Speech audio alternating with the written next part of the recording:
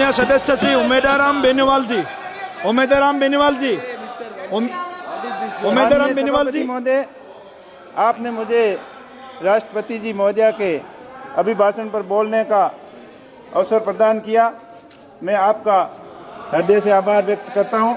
साथ ही हमारे नेता LOP राहुल जी का भी धन्यवाद देना चाहूँगा कि मुझे देश की जनता और थार की जनता से जुड़े महत्वपूर्ण मुद्दों पर अपना विषय रखने का आपने मौका दिया।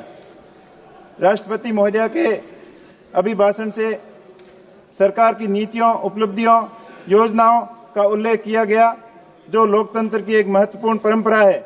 लेकिन आवश्यक है कि हम इस अभिभाषण की गहराइयों से समीक्षा करें और देखें कि इसमें कितनी वास्तविकता है और कितना खोखलापन है। इस अभिभाषण के अंदर दलितों और महिलाओं की बात की गई, लेकिन आज देश के अंदर जिस प्रकार दलितों के ऊपर अत्याचार बढ़ रहे हैं वो वास्तव में चिंता का विषय है। हाल ही में मेरे संसदीय क्षेत्र के बलोत्रा शहर के अंदर दिन दहाड़े एक दलित युवक विष्णाराम की हत्या दिन दहाड़े चाकुओं से गोद कर दी गई और 2 महीने बीतने के बाद भी नामजद अपराधी अभी पुलिस की गिरफ्त से बाहर है। ये बहुत ही बड़ी चिंता का विषय है। अभिभाषण में देश की वास्तविक समस्याओं, महंगाई, बेरोजगारी, असमानता, कृषि संकट, किसान आंदोलन, भ्रष्टाचार और मणिपुर हिंसा और महिलाओं की सुरक्षा, न्यायपालिका की स्वतंत्रता, इन पर कोई ठोस चर्चा नहीं की। इससे दिखता है कि सरकार इन मुद्दों को लेकर अपना ध्यान भटकाना चाहती है।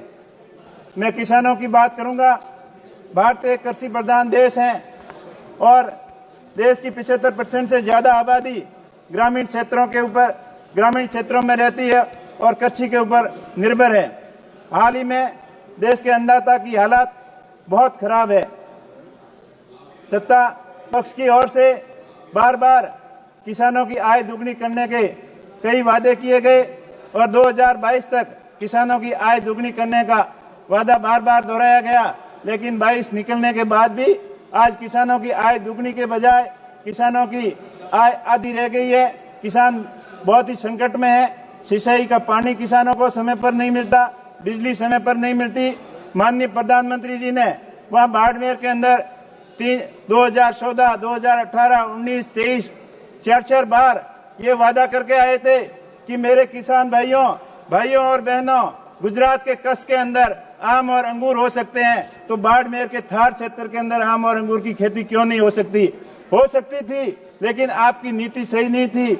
आपने किसानों को सपना दिखाया कि माही बांध की कैपेसिटी बढ़ाकर आपके क्षेत्र के अंदर नहर लाएंगे, पीने के पानी की व्यवस्था पूरी करेंगे, लेकिन वो खाली सपने ही रह गए। आज भी किसान पानी के लिए परेशान है, बिजली के लिए परेशान है, पूरी संकट के अंदर है किसान। अब मैं बात करूं, राष्ट्रपति जी ने अभिभाषण में JJM के बारे में जिक्र किया, जल जीवन मिशन योजना के बारे में। जल जीवन मिशन योजना की स्थिति बहुत ही खराब है। सरकार के हजारों करोड़ रुपए खर्च होने के बावजूद भी धरातल के ऊपर उसका काम नहीं दिख रहा है। मेरे संसदीय क्षेत्र में सबसे निचले पायदान पर प्रोग्रेस है। कई जगह लाइनें डाल दी गई, लेकिन उसमें पानी का आता पता नहीं। कंस्ट्रक्शन इतना घटिया निर्माण है, सही योजना का सही प्लानिंग नहीं होने की वजह से किसानों को पीने का पानी नहीं मिल पा रहा है और साथ ही साथ पशुओं के पानी के लिए कोई गणना नहीं की गई है। मान्यवर, यही हाल किसानों को बिजली का है। आज देश के 75 साल बाद में, आजादी के 75 साल बाद लाखों घर देश के अंदर आज भी अंधेरे के अंदर अपना जीवन यापन कर पा रहे हैं। मेरे संसदीय क्षेत्र में 70,000 से अधिक लोग आज भी अंधेरे के अंदर जी रहे हैं। मेरा सरकार से मांग है कि अंधेरे के अंदर जीवन यापन करने वाले लोगों को बिजली के कनेक्शन मुहैया करवाए और RDSS स्कीम के अंतर्गत बिजली तंत्र को मजबूत किया जाए, ताकि आने वाले समय में बिजली संकट से मुक्ति मिल सके। साथ ही साथ मेरे क्षेत्र की कुछ महत्वपूर्ण परियोजना के बारे में मैं बताना चाहूँगा कि रेलवे नेटवर्क के बारे में राष्ट्रपति जी के अभिभाषण में विस्तार से चर्चा की गई, लेकिन हमारे क्षेत्र के अंदर रेलवे नेटवर्क का बहुत ही कम विस्तार हुआ है। लंबे समय से मांग थी कि जैसलमेर, बाड़मेर, भाबर रेलवे परियोजना को लागू करना, और उसकी कई बार मांग होने के बाद सर्वे भी हुए, लेकिन उसको दुर्भाग्य की बात है कि अनार्थिक बताकर उसको रोक दिया गया। तो मेरा सरकार के माध्यम से मांग है कि इस महत्वपूर्ण परियोजना के बारे में विचार किया जाए, और साथ ही साथ बाकासर के अंदर ड्राई पोर्ट बनाकर राजस्थान के अंदर जो इंपोर्ट एक्सपोर्ट को बढ़ावा देने के अंदर सहायता दी जाए।